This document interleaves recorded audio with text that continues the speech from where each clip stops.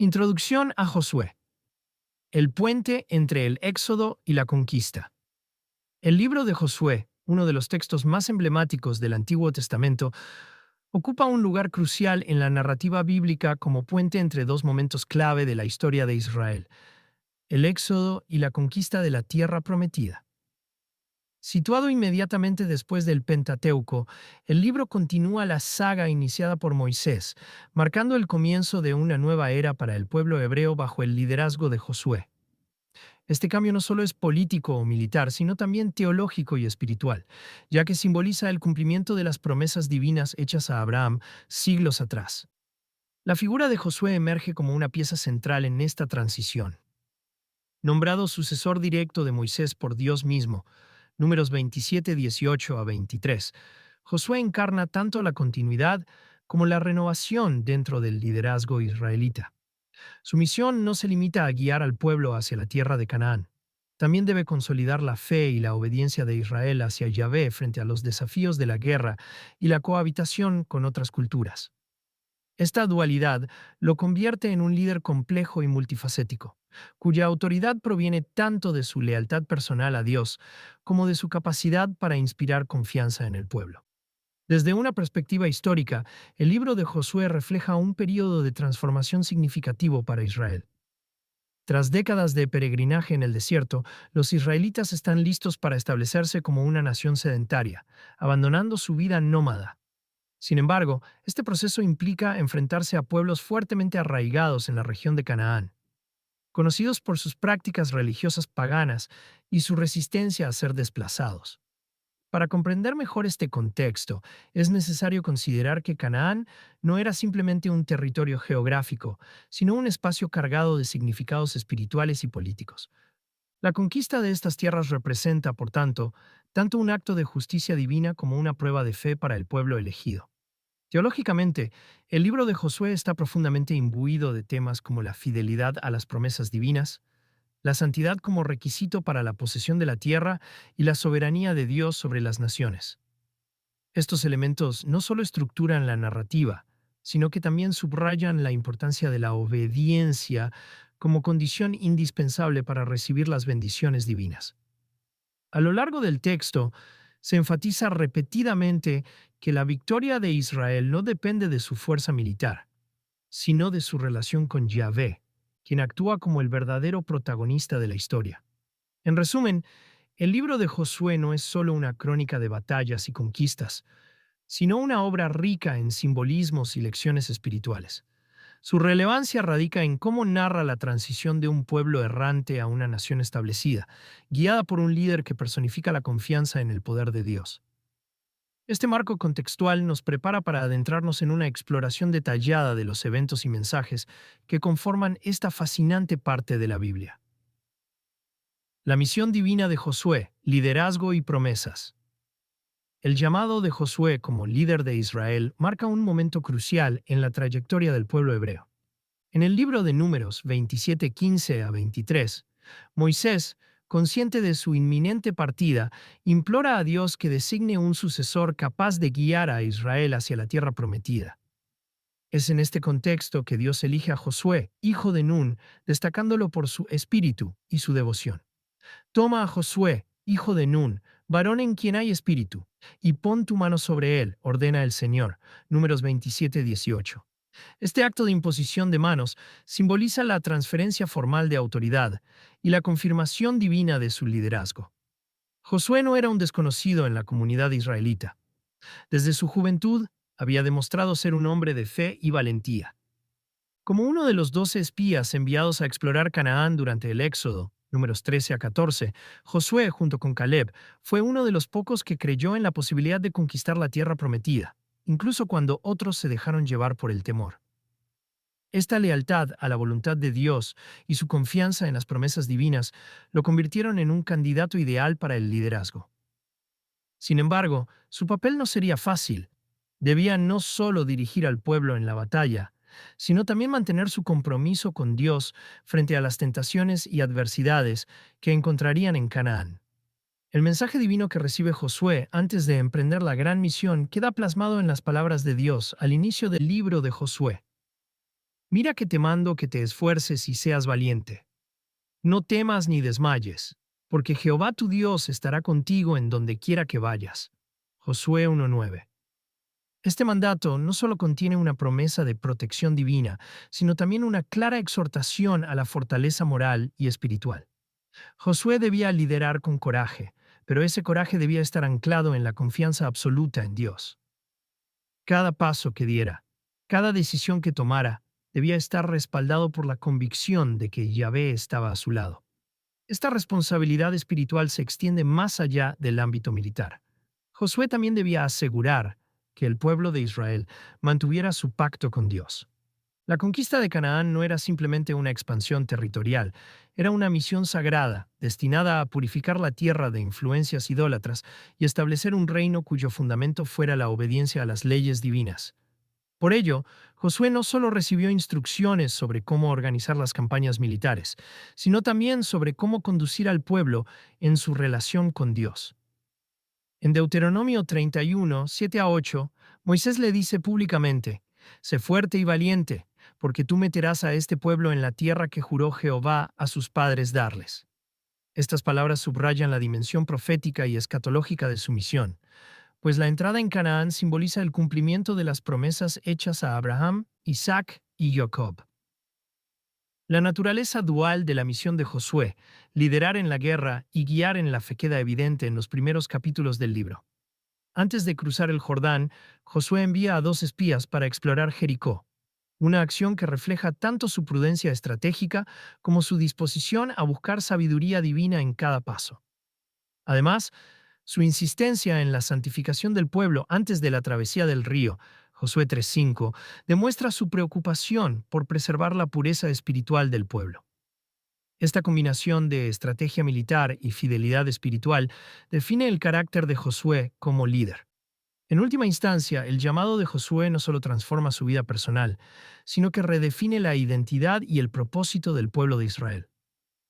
Bajo su liderazgo, el pueblo deja de ser una comunidad errante para convertirse en una nación con raíces firmemente plantadas en la tierra prometida. Pero esta transformación no es meramente política o geográfica, es también una renovación de su alianza con Dios. Josué, como sucesor de Moisés, personifica la continuidad de esa alianza, recordando constantemente al pueblo que su éxito depende de su obediencia a las leyes divinas. Así su misión trasciende lo temporal y se inscribe en el plan eterno de Dios para Israel. La cruzada del Jordán, un paso hacia la promesa. Uno de los episodios más icónicos del libro de Josué es la travesía del río Jordán, un evento que no solo marca el ingreso físico de Israel a la tierra prometida, sino que también simboliza una transformación espiritual profunda. Este momento culmina años de peregrinaje en el desierto y representa el cumplimiento inicial de las promesas divinas. Sin embargo, la travesía no es simplemente un acto logístico, está envuelta en un simbolismo teológico que refuerza la confianza del pueblo en el poder de Dios. Antes de cruzar el Jordán, Josué realiza una serie de preparativos que subrayan la importancia espiritual del evento. En Josué 3:5 se ordena al pueblo que se santifique, un acto que implica tanto purificación ritual como disposición interna para enfrentar lo que Dios tiene preparado. Esta instrucción no es casual. La travesía no será simplemente una hazaña humana, sino un milagro divino que requiere la completa entrega del pueblo a la voluntad de Dios. La santificación se convierte, por tanto, en una declaración de fe. Israel debe reconocer que su éxito no depende de sus propias capacidades, sino de la intervención divina. La escena que sigue es una de las más dramáticas de toda la narrativa bíblica. Cuando los sacerdotes portadores del arca del pacto colocan sus pies en el borde del Jordán, el río, que normalmente fluye con fuerza, se detiene milagrosamente. Según Josué 3:16, las aguas que venían de arriba se detuvieron, formando un montón muy lejos. Y las aguas que descendían al mar de Arabá, el mar salado, quedaron totalmente cortadas. Este fenómeno natural alterado no solo facilita el paso del pueblo, sino que también actúa como un signo visible de la presencia y el poder de Dios. Al igual que el Mar Rojo se abrió para permitir la liberación de Israel de Egipto, el Jordán se divide para simbolizar la entrada a la tierra prometida, reafirmando la continuidad de las promesas divinas. Una vez que el pueblo cruza el río, Josué ordena que 12 hombres, uno de cada tribu, recojan 12 piedras del lecho del Jordán y las coloquen en Gilgal como memorial perpetuo. Josué 4:1-9. Estas piedras no son meros objetos físicos. Representan un testimonio tangible de la intervención divina. A través de ellas, cada generación futura recordará cómo Dios detuvo el río para permitir el paso de su pueblo. Este acto de memorialización subraya un principio clave en la teología del Antiguo Testamento: la importancia de recordar las obras de Dios para mantener viva la fe y la obediencia. El simbolismo de la travesía del Jordán trasciende lo literal. Para el pueblo de Israel, el río no solo separa el desierto de la tierra prometida, también marca una transición espiritual. El agua, en muchas tradiciones bíblicas, simboliza la purificación y el renacimiento. Al cruzar el Jordán, Israel abandona su pasado errante y se prepara para asumir su nueva identidad como nación establecida bajo la protección y las leyes de Dios. Este paralelismo entre lo físico y lo espiritual refuerza la idea de que la fe no es solo una creencia abstracta, sino una experiencia vivida que transforma la realidad cotidiana. Además, el evento tiene implicaciones proféticas. La división del Jordán anticipa la futura conquista de Canaán, mostrando que Dios no solo abre caminos, sino que también derriba obstáculos. Este milagro inicial sirve como un recordatorio constante de que la misión de Israel no depende de su fuerza militar, sino de su confianza en el poder divino. Cada batalla posterior, cada ciudad conquistada, será un eco de este momento inaugural en el que Dios demostró su fidelidad al pueblo. En última instancia, la travesía del Jordán no es solo una hazaña histórica, sino un acto cargado de significado espiritual. Representa el triunfo de la fe sobre el miedo, la certeza de que Dios cumple sus promesas y la necesidad de recordar continuamente las obras divinas. A través de este evento, Josué establece un precedente claro. La conquista de Canaán no será una empresa humana, sino una manifestación del poder y la providencia de Dios. Este principio guiará al pueblo en cada paso de su camino hacia la posesión definitiva de la tierra prometida. La caída de Jericó, fe y obediencia en acción. La narrativa de la caída de Jericó, descrita en Josué 6, es uno de los relatos más emblemáticos del libro de Josué y una de las historias más impactantes de la Biblia. Este evento no solo constituye una victoria militar decisiva para el pueblo de Israel, sino que también encapsula los principios centrales de fe, obediencia y el poder de Dios en acción. La manera en que se llevó a cabo la conquista de Jericó revela la singularidad del plan divino y la total dependencia del pueblo en la intervención sobrenatural de Yahvé. Cuando Israel llegó a las afueras de Jericó, la ciudad estaba bien fortificada y defendida.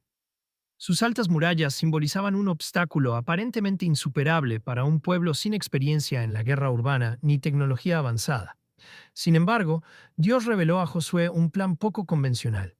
Los israelitas debían rodear la ciudad una vez al día durante 6 días, en completo silencio, acompañados únicamente por el sonido de las trompetas de los sacerdotes y la presencia del arca del pacto. Al séptimo día deberían marchar alrededor de la ciudad 7 veces, tras lo cual los sacerdotes tocarían las trompetas y todo el pueblo gritaría al unísono. Solo entonces, según la promesa divina, las murallas de Jericó caerían. Josué 6, 1-5. Este plan, aunque simple en su descripción, requería una fe inquebrantable y una obediencia absoluta. Para el pueblo de Israel, acostumbrado a luchar o tomar decisiones basadas en estrategias humanas, esta instrucción debió parecer extraña e incluso absurda. Sin embargo, Josué transmitió las órdenes de Dios sin vacilación, y el pueblo las cumplió con precisión. Durante 6 días, marcharon en silencio alrededor de las murallas, sin lanzar una sola flecha o blandir una espada. Este acto de paciencia y sumisión demostraba que la victoria no dependería de su fuerza física, sino de su confianza en el poder de Dios. El séptimo día, el clímax del plan divino, llegó con una intensidad palpable. Después de rodear la ciudad 7 veces, los sacerdotes tocaron las trompetas, y el pueblo lanzó un grito ensordecedor. En ese preciso momento, tal como Dios lo había prometido, las murallas de Jericó se derrumbaron. Josué 6:20.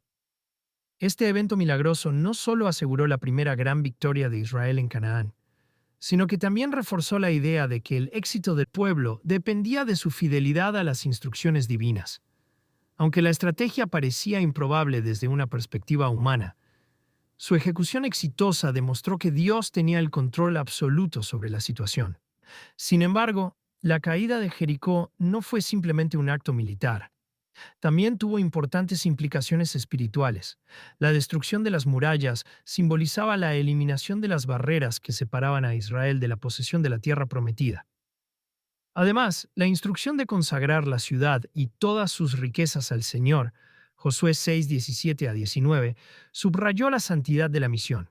No se trataba de una conquista realizada por codicia o ambición personal, sino de un acto de justicia divina destinado a purificar la tierra de las influencias idólatras y establecer un reino basado en la obediencia a las leyes de Dios.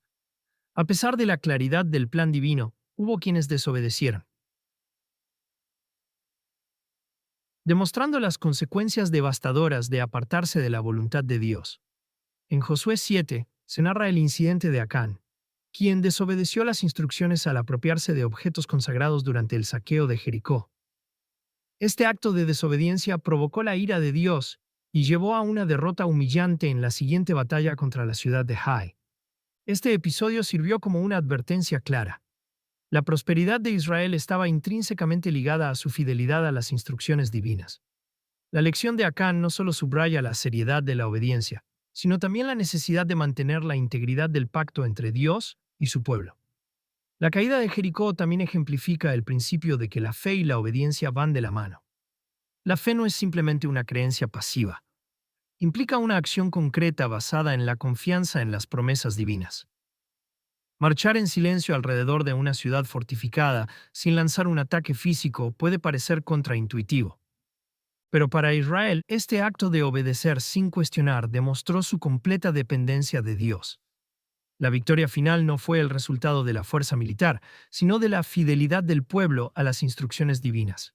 En última instancia, la caída de Jericó no solo inauguró la fase de conquista de Canaán, sino que también estableció un patrón teológico que se repetiría a lo largo del libro de Josué. Las victorias del pueblo siempre estaban condicionadas por su obediencia a Dios, y las derrotas eran el resultado directo de su desobediencia. Este principio no solo aplicaba a las batallas militares, sino también a la vida diaria del pueblo en su relación con Dios.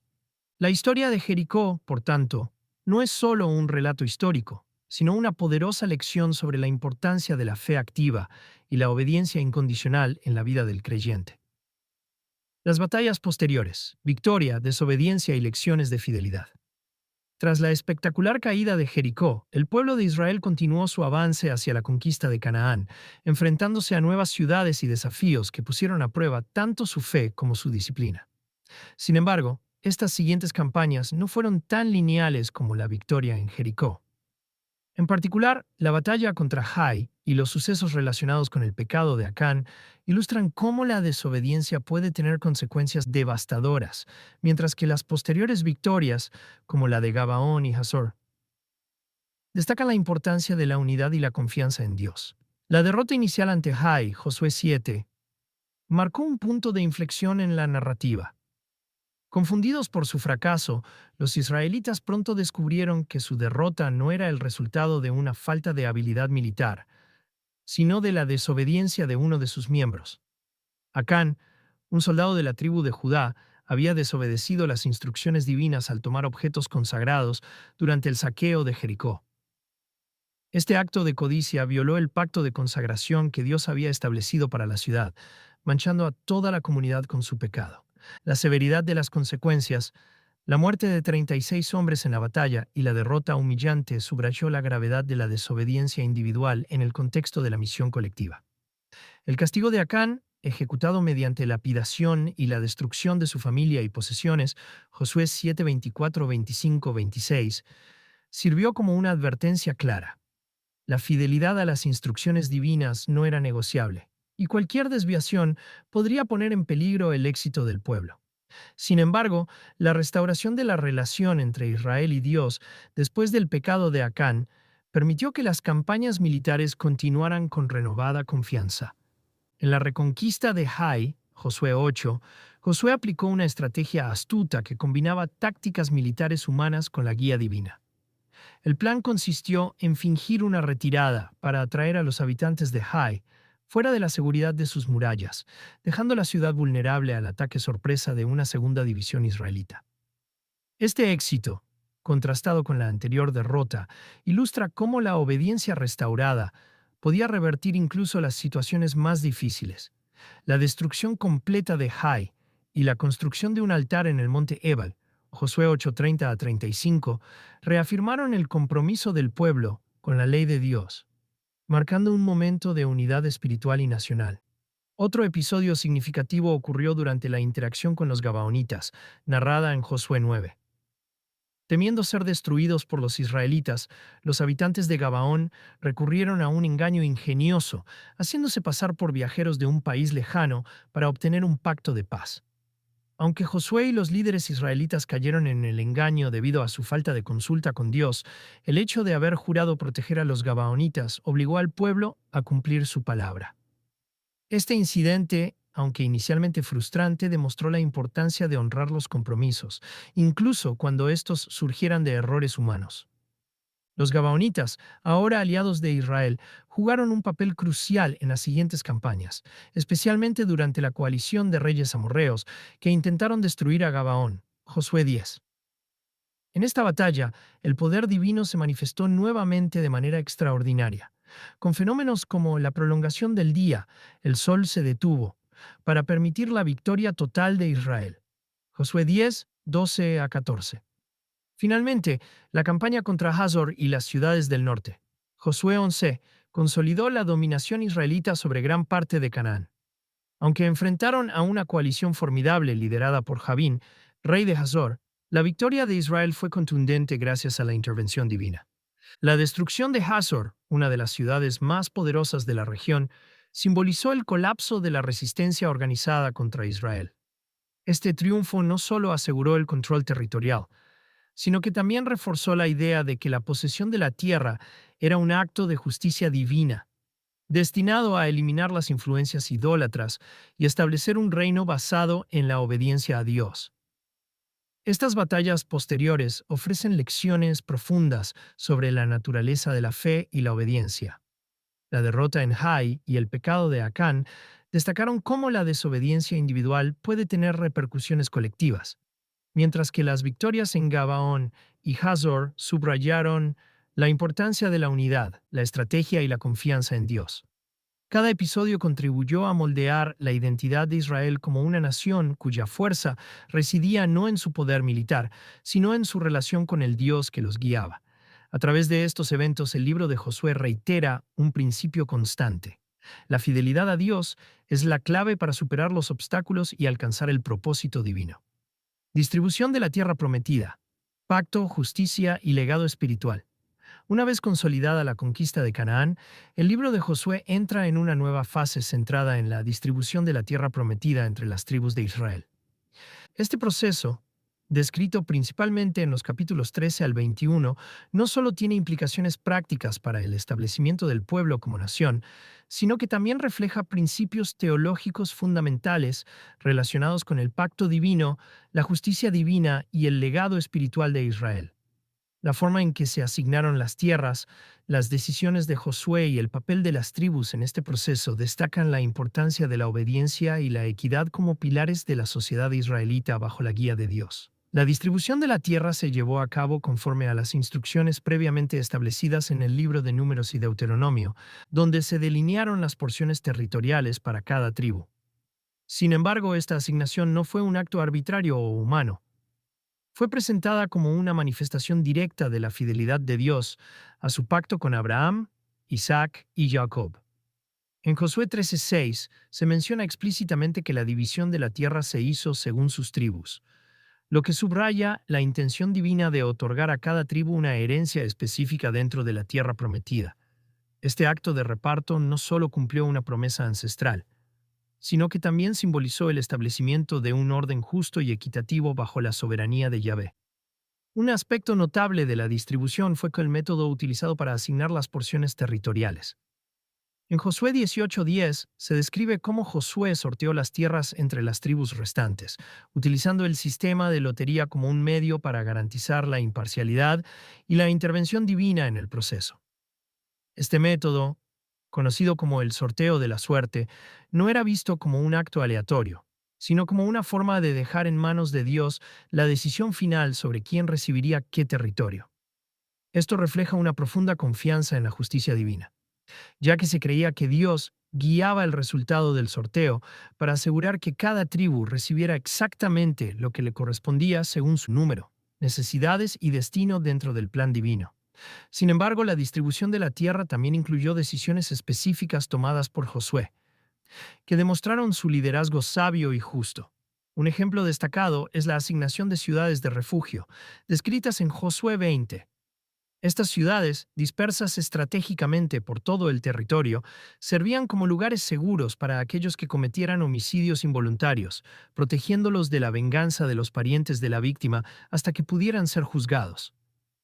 La creación de estas ciudades no solo reflejaba un sistema judicial equitativo, sino que también subrayaba el valor de la vida humana y la importancia de la justicia en la sociedad israelita.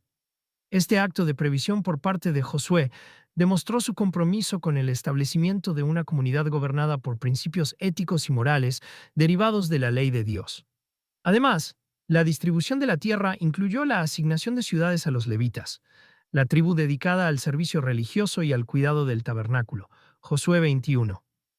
A diferencia de las demás tribus, los levitas no recibieron una porción territorial propia, sino ciudades dispersas por todo el territorio de Israel. Esta decisión tenía un propósito teológico claro.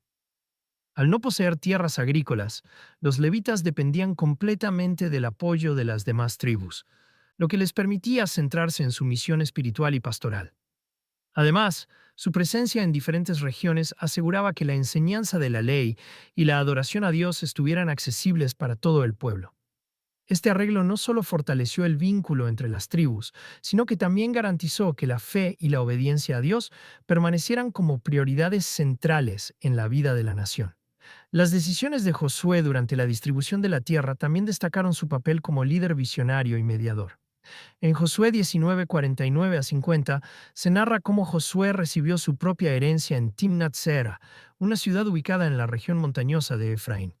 Aunque Josué no buscó privilegios especiales, su elección de esta ubicación estratégica y modesta reflejó su humildad y su compromiso con el bienestar colectivo.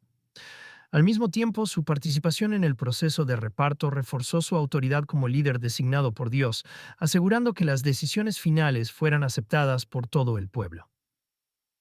En términos de justicia divina, la distribución de la tierra también cumplió un propósito espiritual: la expulsión de los habitantes cananeos de sus territorios.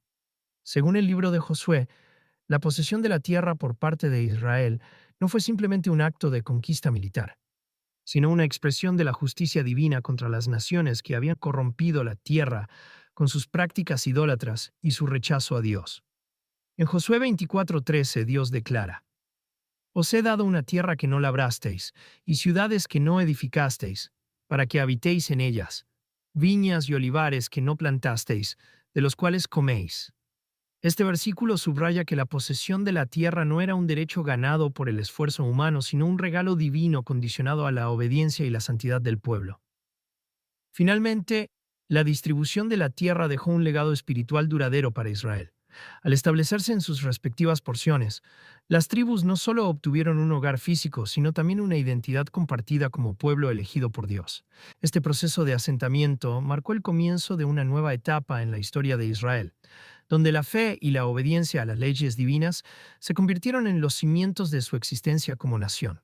A través de la distribución de la tierra, Josué no solo cumplió con su misión como líder, sino que también aseguró que el legado espiritual de Israel perdurara para las generaciones futuras. El discurso final de Josué.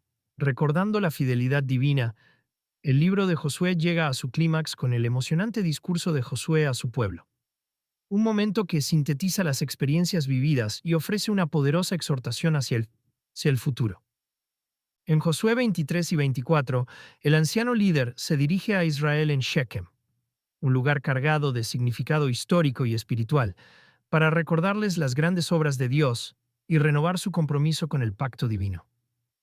Este discurso no solo es un testimonio personal de la fidelidad de Dios, sino también una llamada urgente a la lealtad y la obediencia que sella el legado de Josué como líder espiritual. En su discurso, Josué comienza recordando al pueblo los actos poderosos de Dios a lo largo de su historia. Habla de la liberación de Egipto, el cruce del Mar Rojo, la provisión en el desierto y, por supuesto, la conquista de Canaán. Estos recuerdos no son meras reflexiones nostálgicas. Tienen un propósito claro: reforzar la confianza del pueblo en el carácter fiel y todopoderoso de Yahvé. Josué subraya que cada victoria y cada bendición han sido el resultado de la intervención divina, no de la fuerza o sabiduría humana. No con vuestra espada ni con vuestro arco os ha dado Jehová esta tierra, declara Josué en Josué 24:12, recordando que su éxito siempre ha dependido de su relación con Dios. El tono del discurso cambia gradualmente de reflexivo a exhortativo. Josué advierte al pueblo sobre los peligros de la idolatría y la desobediencia, instándoles a no mezclarse con las naciones remanentes de Canaán ni adoptar sus costumbres paganas. En Josué 23:12-13, Josué les dice: Si os volvéis y os juntáis con los restantes de estas naciones, sabed ciertamente que Jehová vuestro Dios no seguirá echándolos de delante de vosotros. Antes serán para vosotros lazo y tropiezo. Esta advertencia no es solo un recordatorio de las consecuencias prácticas de la idolatría, sino también una llamada a preservar la pureza espiritual de la nación. Josué sabe que el futuro de Israel depende de su capacidad para mantenerse fieles al pacto. El clímax del discurso ocurre en Josué 24:14-15, donde Josué invita al pueblo a hacer una decisión radical. Ahora pues, temed a Jehová y servidle en integridad y en verdad, y quitad los dioses ajenos que vuestros padres sirvieron al otro lado del río y en Egipto, y servid a Jehová. Y si mal os parece servir a Jehová, escogeos hoy a quién sirváis. Mas yo y mi casa serviremos a Jehová. Estas palabras son una declaración personal de lealtad inquebrantable a Dios, así como una invitación pública al pueblo a decidir su propio destino. Josué no impone su voluntad. En cambio, les da la libertad de elegir, sabiendo que la verdadera fe surge de un corazón dispuesto. La respuesta del pueblo es unánime y emocionante. Lejos de nosotros dejar a Jehová para servir a otros dioses. Josué 24:16. Afirmaron su compromiso de servir solo a Yah,